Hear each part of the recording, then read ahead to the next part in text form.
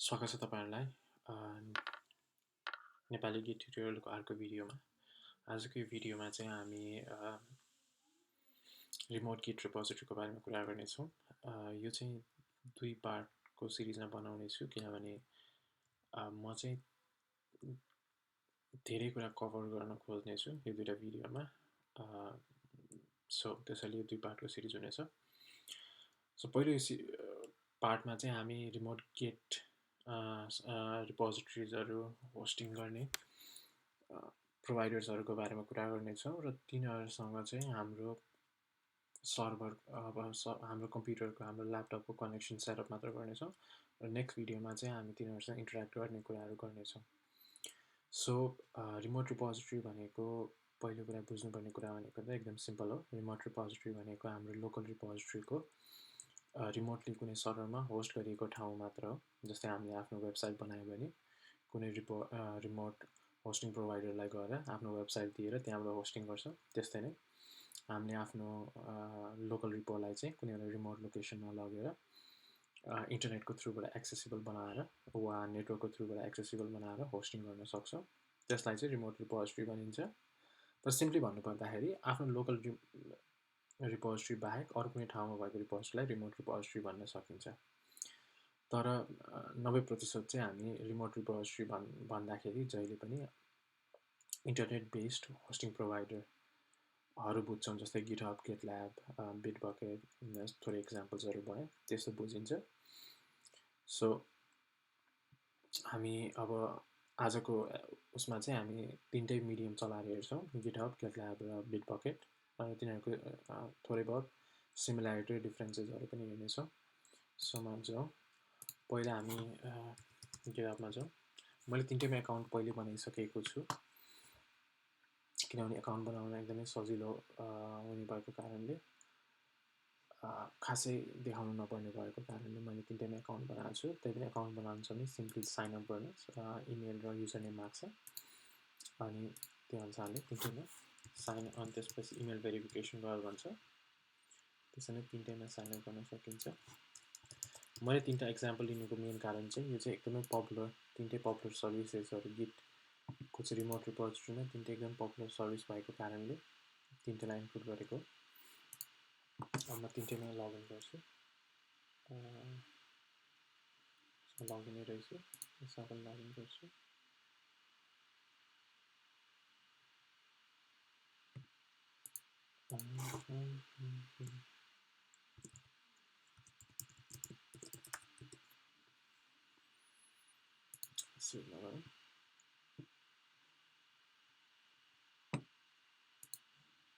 So अब चाहिँ हामी पहिलो कुरा भनेको तीनटाको मेन डिफरेन्स। गिटहब भनेको सबसे पपुलर रिमोट गिट रिपोजिटरी हो। यसमा चाहिँ धेरै ओपन सोर्स प्रोजेक्ट्सहरु होस्टेड हुन्छ। तर अब त्योभन्दा अगाडि हामीले बुझ्नुपर्ने भनेको चाहिँ हामीले रिमोट रिपोजिटरीमा रिपोजहरु बनाउँदाखेरि चाहिँ गिट रिपोजहरु बनाउँदाखेरि दुई प्रकारको बनाउन मिल्छ। एउटा चाहिँ पब्लिक र अर्को प्राइभेट। पब्लिक भनेको चाहिँ सबैले हेर्न मिल्छ र सबैसँग रिड एक्सेस हुन्छ र आफूसँग मात्र राइट एक्सेस हुन्छ। अनि अरूहरुको रिड एक्सेस भएको मान्छेले चाहिँ हाम्रो कपीलाई लिएर आफ्नोमा कपी गरेर आफै काम गर्न पनि सक्छ। आफ्नो एउटा छुट्टै हाम्रो रिपोजिटरीको कपी बनाएर आफै काम पनि गर्न सक्छन्। तर हाम्रो ओरिजिनल रिपोजिटरीमा चाहिँ उनीहरुलाई लेख्ने कुनै एक्सेस हुँदैन। त्यस्तै प्राइभेट भनेको पनि कसैले पनि देख्दैन। हामीले आफू बाहेक अरू कसैले पनि हेर्न मिल्दैन। तर राइट एक्सेस पनि हामीसँग मात्र हुन्छ। दुईटैमा राइट एक्सेस चाहिँ जसले बनायो उसँग मात्र हुन्छ वा उसले अरू कसैलाई एक्सेस दिएको मान्छे छ भने त्यो मान्छेहरुसँग मात्र हुन्छ। तर पब्लिकमा चाहिँ सबैले हेर्न मिल्छ र सबैले त्यसको कपी बनाएर आफैले काम गर्न मिल्छन् आफ्नै रिपोजिटरी बनाएर। तर प्राइभेटमा चाहिँ अरूले हेर्न मिल्दैन र अरूलाई त्यो बारेमा थाहा पनि हुँदैन।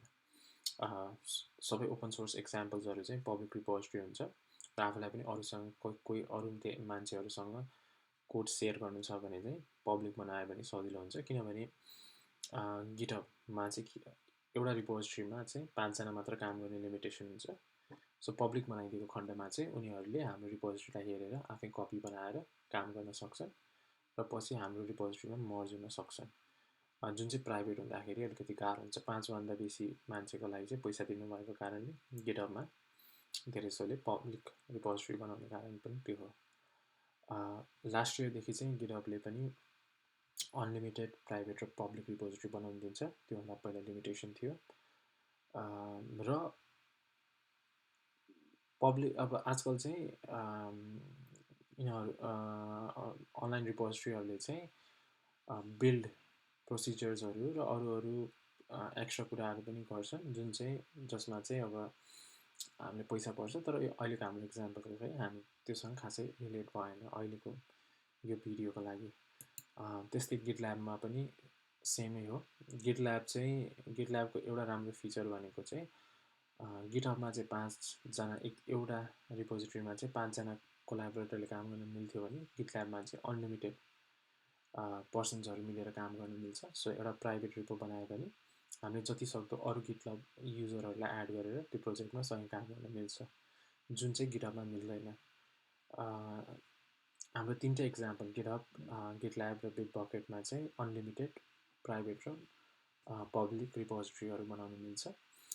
गिटल्याब ओपन सोर्स पनि भएको कारणले कतिवटा कम्पनीले चाहिँ इन्टरनली होस्ट गरेर आफ्नो सर्भरहरूमा चाहिँ गिटल्याब पनि चलाउँछन्। त्यसैले धेरैवटा कम्पनीमा गिटल्याबको इन्टरनल सर्भर्सहरू पनि हुन्छ र इन्टरनली पनि चलाउँछन्। त्यस्तै बिटबकेट पनि धेरैवटा कम्पनी एटलासियन भन्ने कम्पनीले चाहिँ जिरा र कन्फ्रेन्स जस्ता अरू टुल्सहरू चाहिँ कम्पनीहरूले चलाउने भएको कारणले त्यो प्याकेजमा बिटबकेट पनि आउँछ। सो धेरै जस्तो कम्पनीले चाहिँ इन्टरनली गिटहब र गिटल्याबको सट्टामा बिटबकेट पनि चलाउने गर्छन् हैन। तर 3टै मिडियममा एउटै हुन्छ। आज चाहिँ हामी 3टै मिडियम सेटअप गरेर हेर्छौँ र एउटा सानो इक्जाम्पल गर्छौँ। र अर्को इक्जाम्पलमा चाहिँ हामी रिमोट रिपोजिटरीहरूसँग इन्टरेक्ट कसरी गर्ने र के कमान्डहरू हो त्यसमा चाहिँ इनडेप्थमा जान्छौँ। सो पहिलो कुरा चाहिँ अब हामीले के गर्नुपर्छ भन्दाखेरि हाम्रो रिमोट रिपोजिटरी भएपछि रिमोट रिपोजिटरीसँग कनेक्सन र सेटअप गर्नुपर्छ। गिटहबले चाहिँ त्यो कनेक्सनलाई रिमोट भन्छ। सो हामीले चाहिँ एउटा रिमोट चाहिँ एउटा कनेक्सन बनाउनुपर्छ जसको थ्रुबाट चाहिँ हामी चाहिँ यो अनलाइन रिपोजिटरीसँग चाहिँ सिङ्क हुन सक्छौँ र चाहिँ यहाँ भएको चेन्जेस हामीलाई लिएर आउन सक्छौँ र यहाँ हामीसँग भएको कमिट्सहरू चाहिँ यहाँ पुश गर्न सक्छौँ। यहाँ भएको कमिट हामीले पुल गर्न सक्छौँ वा अरू कसैले हाम्रो कोड बेसमा केही लेखेको कमिटहरू छन् भने त्यो हामीले पुल गर्न सक्छौँ ब्रान्च, वा हामीसँग केही ब्रान्च नआयो छ भने चाहिँ हामी यसमा पुश गर्न सक्छौँ हैन। अब त्यो कनेक्सन चाहिँ मेनली 2टा प्रोटोकल युज हुन्छ। एउटा चाहिँ HTTPS भन्ने प्रोटोकल जसको जुन चाहिँ इन्टरनेट जसरी हामीले इन्टरनेट चलाउँछौँ त्यही प्रोटोकलबाट, र अर्को चाहिँ SSH युजली सर्भरहरूको लगइनहरूमा गर्दाखेरि लिनक्समा भास्टली युज हुने प्रोटोकल भयो। त्यो 2टा प्रोटोकलहरू युज हुन्छ। 3टै मिडियममा सेम कन्डिसन हुन्छ। अब HTTPSमा चाहिँ सधैँ पासवर्ड हालिराख्नु पर्ने कारणले चाहिँ र त्यो अलिकति इन्सेक्योर हुने कारणले चाहिँ धेरै जसो कन्डिसनमा चाहिँ SSH प्रोटोकल युज गरेको राम्रो मानिन्छ। र मेरो इक्जाम्पलमा म SSH पनि कसरी सेटअप गर्ने देखाउँछु। HTTPS र SSH युज गर्ने एउटै नै हो। HTTPS युज गर्दाखेरि पासवर्ड माग्छ, तर SSH एकचोटि सेटअप गरिसकेपछि पासवर्ड माग्दैन, फरक त्यति मात्र। सो अब 3टैमा सेटअप गरिहेरौँ। सेटअप गर्न एकदम सजिलो छ। पहिला हामीलाई त्यसको लागि चाहिँ हामीलाई SSH को की चाहिन्छ। हामीलाई SSH भनेको चाहिँ क्रिप्टोग्राफिक कीहरू हुन्छ जसमा चाहिँ पब्लिक र प्राइभेट की हुन्छ। पब्लिक की सबैजनासँग हुन्छ र त्यो सबै पब्लिक कीको थ्रुबाट अथराइज गर्छन् र त्यो पब्लिक की चाहिँ हाम्रो प्राइभेट कीसँग म्याच गरेर अनि अथराइजेसन दिइन्छ। सो अरू क्रिप्टोग्राफीको इनडेप्थमा नजाउँ। सो हामीसँग चाहिँ एउटा की बनाउनको लागि चाहिँ यो कमान्ड हो, की जेनेरेसन SSH की जेनेरेट भन्ने कमान्ड हो। अब यतिकै हाल्दाखेरि यसले हामीलाई कहाँ क्रिएट गर्ने भनेर सोध्छ। डिफल्ट लोकेसन ठिकै छ, हामी डिफल्ट लोकेसनमा भन्छौँ। अब यसले चाहिँ यहाँ पासवर्ड प्रोटेक्टेड गर्छ भनेर सोध्छ। अब हामीलाई पासवर्ड प्रोटेक्ट गर्नु पर्दैन कन्डिसनले। सो यसले चाहिँ हाम्रो प्राइभेट र पब्लिक की क्रिएट गरिदिन्छ। सो जहिले पनि हामीले बुझ्नुपर्ने कुरा भनेको हाम्रो प्राइभेट की चाहिँ हाम्रो आइडेन्टिटी भएको कारणले चाहिँ त्यसलाई चाहिँ जहिले पनि सेफगार्ड गरेर राख्नुपर्छ र पब्लिक की चाहिँ अरू सबैलाई दिएर ल यो की चाहिँ अरूलाई दिएर त्यो की चाहिँ हाम्रो प्राइभेटसँग अथेन्टिकेट गर्न मिल्छ। सो अब हामीले के गर्नु पर्यो भने हामीले आफ्नो पब्लिक की कपी गर्नु पर्यो। सो हामीले डिस्प्ले गर्नको लागि लिनक्समा क्याट भनेको त्यहाँ डिस्प्ले गर्ने हो, त्यो फाइल खोज्यो users.ssh भन्ने फोल्डरमा id rsa.pub र यो हाम्रो ssh की भयो, ssh ड्यासबाट सुरु भएर यो @ लास्टमा सम्म हामी कपी गर्छौँ। यसलाई कपी गरौँ र तीनटै मिडियामा त्यही ssh की युज गर्न मिल्छ। सो सेटिङ्समा जाउँ, यहाँ गएर आफ्नो प्रोफाइलको ssh मा जाउँ, न्यू की ssh पासवर्ड माग्छ हामीले,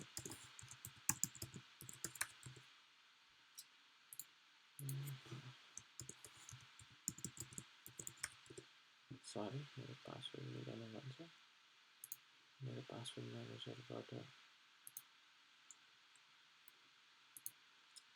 निकाल्नु।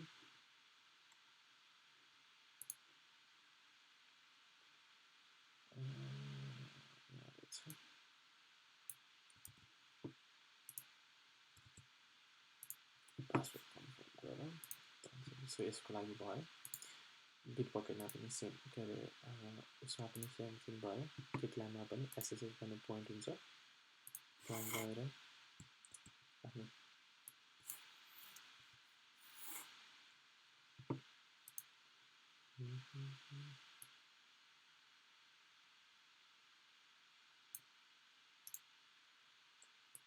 हालौँ।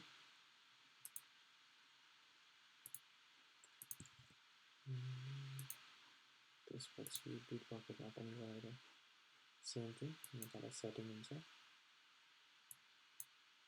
पर्सनल सेटिङमा गएर एसएसएच भन्ने हुन्छ, एड भयो। सो यसरी हाम्रो तिनटैमा हामीले की एड गऱ्यौँ। अब यो की सेटअप भयो कि भएन भनेर एउटा सानो रिपोजिटरी बनाएर हामी ट्राई गर्छौँ र नेक्स्ट भिडियोमा चाहिँ हामी त्यससँग इन्टरेक्ट गर्छौँ। सो हामी ब्याक टु हाम्रो जान्छौँ र नयाँ रिपोजिटरी बनाऊँ। जहिले पनि हाम्रो आफ्नो युजर स्पेसमा बन्छ र जहिले पनि रिपोजिटरी नेम चाहिँ युनिक हुनुपर्छ आफ्नो युजर स्पेसको लागि। जस्तै अब यहाँ हामीले जे पनि बनाउन सक्छौँ, नयाँ रेपो भनेर बनाऊँ, डिस्क्रिप्सन दिन मन लाग्यो हामीले अहिले यसलाई पब्लिक बनाइदिन्छौँ। सो क्रिएट रिपोजिटरी गरौँ। सो अब हामीसँग चाहिँ एचटीटीपीएस पनि छ, एसएसएच पनि छ, जुन दुईटै मिडियम हामी युज गर्न सक्छौँ। हामीले एसएसएच सेटअप गरिसकेको भएर एसएसएच युज गर्छौँ। सो अब हामीले चाहिँ यसलाई चाहिँ आफ्नो लोकल रिपोजिटरीमा बनाउनको लागि एउटा सजिलोको लागि एउटा फाइल बनाउँछु म, फोल्डर। यो नबनाए पनि केही फरक पर्दैन। हामीले चाहिँ रिमोट भनेर बनाउँछु सजिलो हुने भएको कारणले। अब हामी के गर्न सक्छौँ भने गिट क्लोन गर्न सक्छौँ। क्लोनले चाहिँ कुनै पनि रिमोट अरू ठाउँमा भएको रिपोजिटरीलाई चाहिँ लिएर आएर हाम्रोमा कपी गरेर त्यसलाई चाहिँ त्यो रिपोजिटरीलाई चाहिँ सेटअप गरिदिन्छ। सो पेस्ट गऱ्यो भने यहाँ गऱ्यो भने यो पहिलोचोटि भएको कारणले यसले सोध्छ डु यु वान्ट ट्रस्टेड भनेर, हामी यस भन्छौँ। सो यसरी नै हाम्रो पहिलो नयाँ रिपो भन्ने चाहिँ यसो कपी यहाँ आएर बस्यो। अब यसमा पनि यस्तै हामी गिटल्याबमा पनि सेम त्यही नै कन्सेप्ट गर्न सक्छौँ। नयाँ प्रोजेक्ट बनाउन सक्छौँ, ब्ल्याङ्क प्रोजेक्ट बनाऊ। यो पनि यही हाम्रो युजर स्पेसमै बन्छ, यहाँ पनि सेम कन्सेप्ट। नयाँ प्रोजेक्ट नाम छुट्टै होस् भनेर यसमा पनि आफ्नो प्रोजेक्टलाई युनिक नेम हुनुपर्छ, पब्लिकै बनाउँछौँ। रिडमी बनाए पनि हुन्छ, पछि के हो भनेर पछि हामी यसको बारेमा डिस्कस गर्नेछौँ।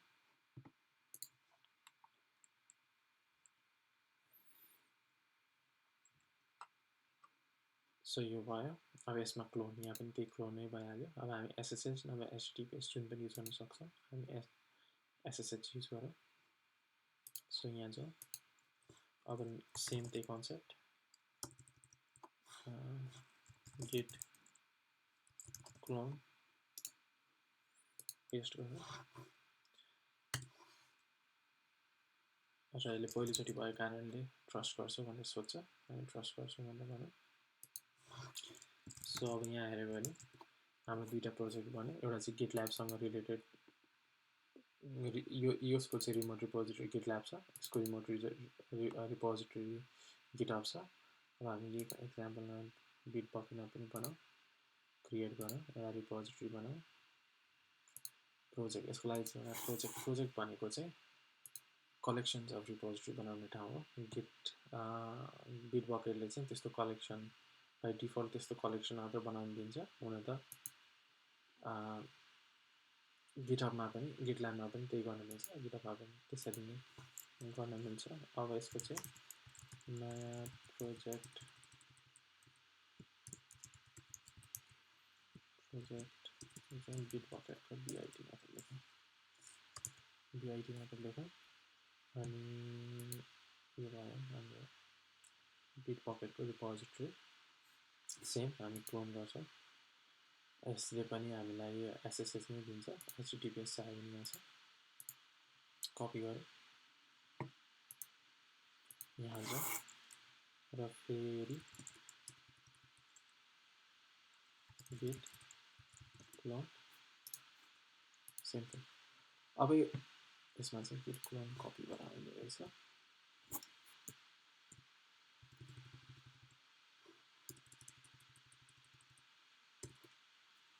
सो पहिलोचोटि भएको कारणले ट्रस्ट गर्छ भनेर सोध्छौँ अनि गर्छु भन्छ यो भयो अब यसमा अर्को बुझ्नुपर्ने कुरा भनेको चाहिँ के भन्दाखेरि हाम्रो जहिले पनि यो एसएसएचको चाहिँ एड्रेस चाहिँ कस्तो हुन्छ भने गिट भइहाल्यो त्यसपछि कहाँ राखिएको छ बिटबकेटको लागि बिटबकेट भइहाल्यो हाम्रो आफ्नो युजर स्पेसको नाम अनि प्रोजेक्टको नाम डट गिट त्यस्तै अब हाम्रो माथिको एक्जाम्पलमा गिटल्याबको हेऱ्यो भने त्यही गिटल्याब एड्रेस युजर स्पेस प्रोजेक्टको नाम डट गिट त्यस्तै गिटहबको पनि हेऱ्यो भने सेम git@github यो सो आजको लागि यो एपिसोडको लागि यति नै गरौँ नेक्स्ट एपिसोडमा चाहिँ हामी रिपोजिटरीहरूसँग कसरी काम गर्ने बारेमा बनाउनेछौँ थ्याङ्क यू